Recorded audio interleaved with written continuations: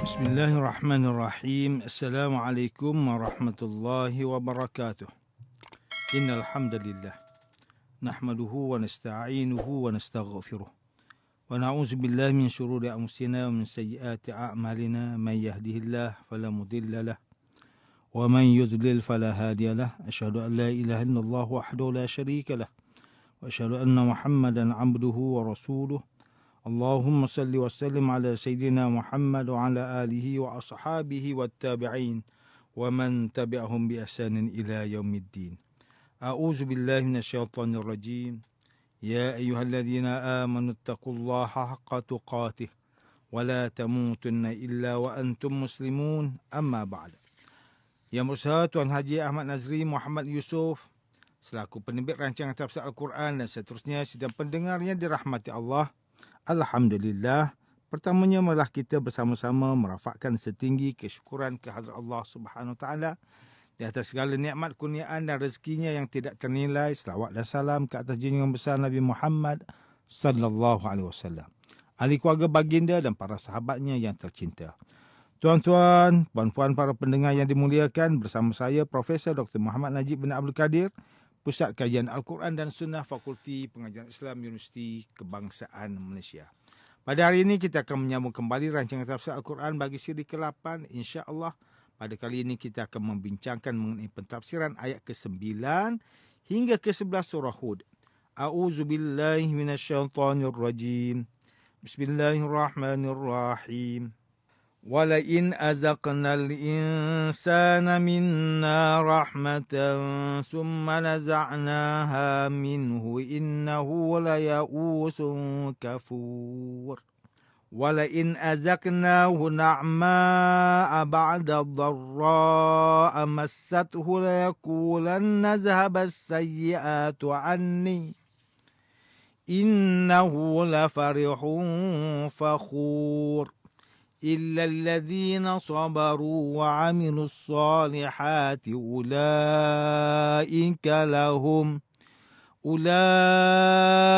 لهم مغفرة وأجر كبير. Dan demi sesungguhnya jika kami rasakan manusia sesuatu pemberian rahmat dari kami, kemudian kami tarik balik pemberian itu daripadanya, mendapati dia amat berputus asa, lagi amat tidak bersyukur. Dan demi sesungguhnya kalau kami memberinya pula kesenangan sesudah ia menderita kesusahan, tentulah ia akan berkata, telah hilang lenyaplah dariku segala kesusahan yang menimpaku. Sesungguhnya ia dengan kesenangannya itu riang gembira, lagi bermegah-megah kepada orang ramai, kecuali orang yang sabar dan mengerjakan amal soleh, maka mereka itu akan beroleh keampunan dan pahala yang besar. Sedang pendengar yang dirahmati Allah, Profesor Dr. Muhammad Quraish Shihab melalui kitabnya Tafsir Al-Misbah menjelaskan makna bagi kalimah azakna pada ayat ke-9 surah Hud yang bermaksud kami rasakan. Ia diambil daripada kata zuq yang bermaksud mencicip dengan mulut untuk memperoleh rasanya.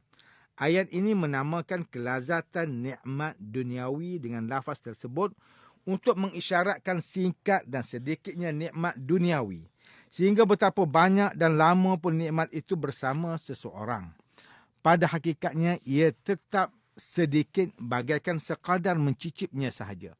Ayat ini menggunakan lafaz rahmah untuk menunjukkan nikmatnya sebagai isyarat bahawa nikmat yang dianugerahkan Allah kepada manusia merupakan anugerah yang bersumber daripada kasih sayangnya, bukan atas dasar kewajipan atau membalas jasa.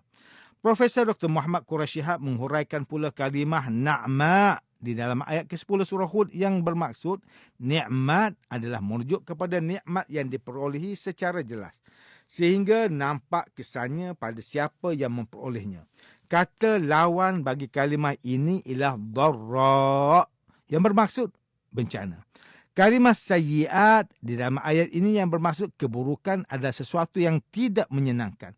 Kalimah fakhur diambil daripada lafaz fakhrun, fakhar, iaitu berbangga di hadapan orang lain dengan menyebut-nyebut sesuatu berkaitan dengan diri dan ditonjolkan sebagai sesuatu yang baik. Sidang pendengar yang dirahmati Allah, Profesor Dr. Tengku Muhammad Hasbi As-Siddiqi menerusi kitabnya Tafsir An-Nur mentafsirkan ayat ke-9 hingga 11 surah Hud ini dengan menyatakan bahawa jika Allah memberikan suatu rahmat dan nikmat kepada manusia, kemudian dicabut rahmat itu dari mereka dengan sesuatu sebab yang timbul sesuai dengan sunnatullah, tentulah manusia akan berputus asa daripada rahmat Allah dan hilang harapan. Mereka menjadi lupa pada nikmat yang masih ada pada mereka. Jika Allah kurniakan sedikit nikmat kepada manusia selepas dia ditimpa bencana, pasti ia berkata bencana telah pergi dan tidak akan kembali lagi serta tidak perlu untuk aku ingati lagi. Aku sekarang telah berada dalam kenikmatan. Pada masa itu ia sangat gembira dan sangat berbangga diri sehingga lupa mensyukuri nikmat yang telah diberikan oleh Allah. Ringkasnya, apabila Allah memberikan kepada manusia yang mempunyai tabiat putus asa dan mengingkari nikmat selepas ditimpa bencana, nescaya dia tidak menyambut nikmat itu dengan bersyukur kepada Allah, malah merasa takjub dan menyombongkan diri. Profesor Dr. Muhammad Hasbi As-Siddiqi mentafsirkan lagi bahawa golongan yang tidak melakukan perkara seperti disebutkan tadi ialah mereka yang sabar menghadapi musibah yang menimpa dirinya kerana iman kepada Allah dan mengharapkan pahalanya serta mengerjakan amalan soleh ketika bencana itu telah lenyap.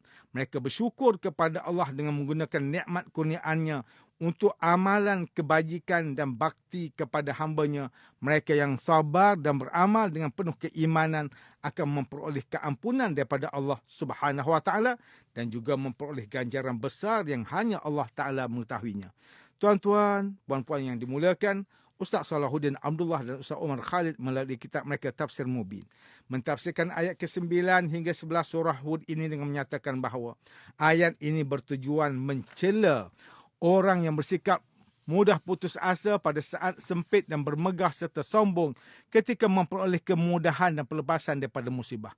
Mustafa Al-Maraghi menyatakan bahawa ayat ini memberi maksud bahawa penciptaan langit dan bumi adalah bertujuan untuk menguji umat manusia sama ada mereka bersyukur kepada nikmat Allah atau sebaliknya, dengan menyebutkan pula tabiat yang menjadi lumrah umat manusia, iaitu apabila mereka diberi nikmat kemudian nikmat itu ditarik daripadanya, mereka akan merajuk dan tidak bersyukur kepada Allah.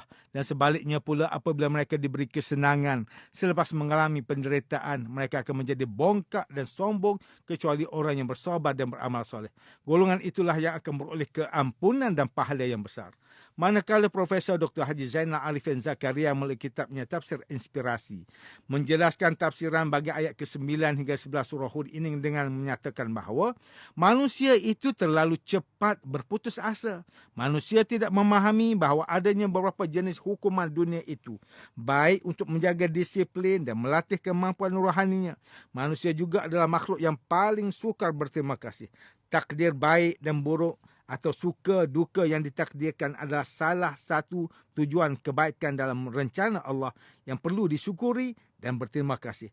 Justru mereka yang tidak putus asa dan tahu bersyukur itu adalah golongan mukmin yang sabar. Sikap yang benar adalah menerima nasib buruk dengan hati yang sabar dan tabah, serta menerima nasib yang baik dengan rasa syukur dan rendah hati, atau menerima nasib baik dan buruk dengan rasa syukur. Mukmin yang cerdas itu tahu bahawa takdir suka dan duka itu pasti baik untuk dirinya.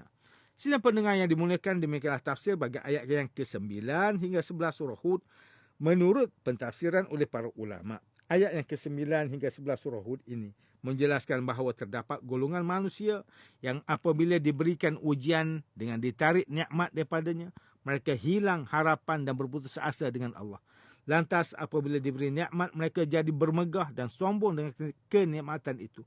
Mereka lupa untuk meletakkan syukur sebagai landasan sifat mereka apabila diuji dengan kesenangan maupun kesusahan. Namun, tetap ada juga golongan yang bersifat sebaliknya. Iaitulah mereka yang sabar dan melakukan amal soleh dengan ikhlas. Mereka itulah orang mukmin yang sempurna keimanannya. Sebagaimana sabda Rasulullah sallallahu alaihi wasallam, ajaban li amril mu'min, inna amrahu kullahu khair, wa laysa zaka li ahadin illa lil mu'min. In asabathu sarra'u syakar, fakana khairan lahu, wa in asabathu dharra' sabara, fakana khairan lahu. Amat menakjubkan urusan seorang mukmin, kerana setiap urusannya adalah baik dan ia tidak akan berlaku kepada seorang pun kecuali kepada seorang mukmin yang sempurna keimanannya. Jika dia mendapati sesuatu yang menggembirakan, dia bersyukur, maka itu adalah kebaikan baginya. Jika dia ditimpa kesusahan, dia bersabar, maka itu adalah kebaikan baginya. Hadis sahih Muslim, riwayat Imam Muslim.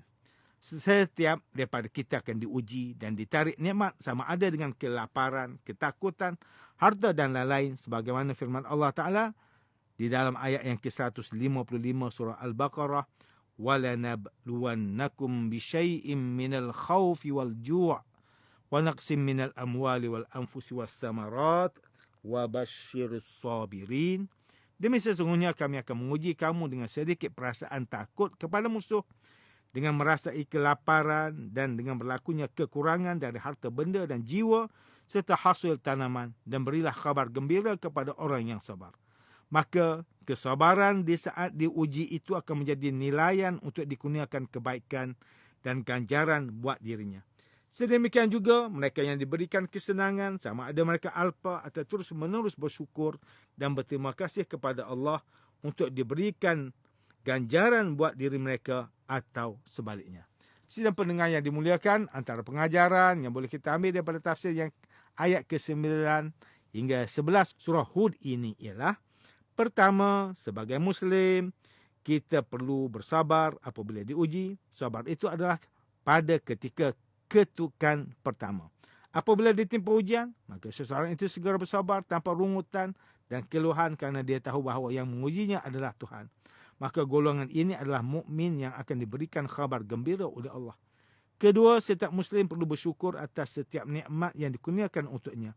Setiap hari tidak terhitung nikmat yang Allah kurniakan untuk kita, seperti nikmat bernafas, nikmat sendi-sendi yang dapat bergerak, nikmat masih dikurniakan rezeki untuk makan dan sebagainya. Sekecil-kecil nikmat perlu kita syukuri, supaya apabila dikurniakan nikmat yang besar, kita tidak lupa bahawa pemberian itu juga adalah daripada Allah Subhanahu wa Ta'ala. Sidang pendengar yang dirahmati Allah, sekian sahaja rancangan tafsir Al-Quran pada hari ini. Semoga kita semua mendapat manfaat daripada perbincangan ilmu ini, insya-Allah. Mudah-mudahan kita akan bertemu lagi pada siri rancangan tafsir Al-Quran yang akan datang. Wabillahi taufiq wal hidayah. Wassalamualaikum warahmatullahi wabarakatuh.